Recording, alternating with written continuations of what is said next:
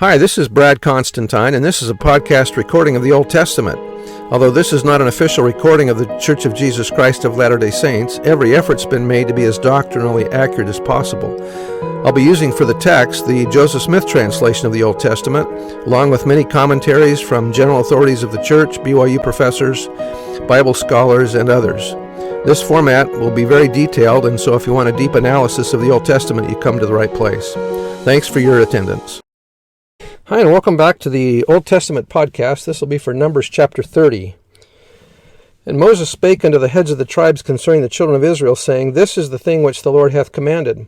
If a man vow a vow unto the Lord, or swear an oath to bind his soul with a bond, he shall not break his word, he shall do according to all that proceedeth out of his mouth.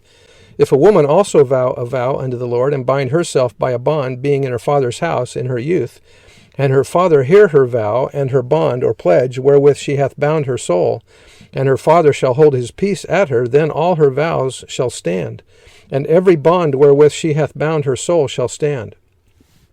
But if her father disallow her in the day that he heareth, not any of her vows or of her bonds wherewith she hath bound her soul shall stand, and the Lord shall forgive her, because her father disallowed her.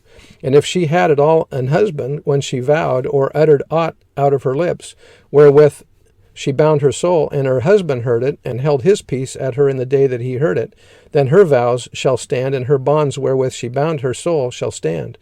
But if her husband disallowed her on the day that he heard it, then he shall make her vow which he vowed, that which she uttered with her lips, wherewith she bound her soul, of none effect, and the Lord shall forgive her. But every vow of a widow and of her that is divorced, wherewith they have bound their souls, shall stand against her. And if she vowed in her husband's house, or bound her soul by a bond with an oath, and her husband heard it, and held his peace at her, and disallowed her not, then all her vows shall stand, and every bond wherewith she bound her soul shall stand.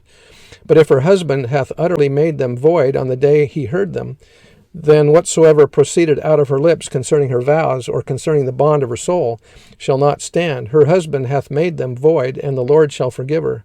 Every vow and every binding oath to afflict the soul, her husband may establish it, or her husband may make it void. But if her husband altogether hold his peace at her from day to day, then he establisheth all her vows, or all her bonds, which are upon her. He confirmeth them, because he held his peace at her in the day that he heard them. But if he shall any ways make them void after that he hath heard them, then he shall bear her iniquity. These are the statutes which the Lord commanded Moses between a man and his wife, between the father and his daughter, being yet in her youth in her father's house. The making of a covenant with the Lord was a very serious act in ancient Israel. This chapter in Numbers discusses the force and strength of one's vows before the Lord. Particularly, it sets forth the relationship between man and woman when a vow or covenant is concerned. 4 special instances are discussed. The first case is that of a woman in her youth while still unmarried and living in her father's house. If she made a vow of performance or abstinence and her father heard of it and remained silent, it was to stand, i.e. to remain in force. But if her father held her back when he heard of it, forbade her fulfilling it, it was not to stand or remain in force, and Jehovah would forgive her because of her father's refusal. Obedience to a father stood higher than a self-imposed religious service. The second case was that of a vow of performance or abstinence made by a woman before her marriage, and brought along with her, upon herself, into her marriage. In such a case, her husband had to decide as to its validity in the same way as the father before her marriage.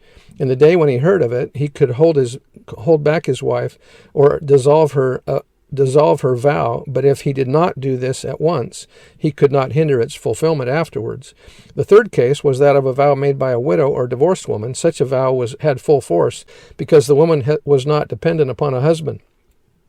The fourth case was that of a vow made by a wife in her married state. Such a vow was to remain in force if her husband remained silent when he heard of it and did not restrain her. On the other hand, it was to have no force if her husband dissolved it at once. And that was just out of a Bible commentary by Keel and Delitzsch. Anyway, that's the end of the chapter, and we'll see you next time. Bye.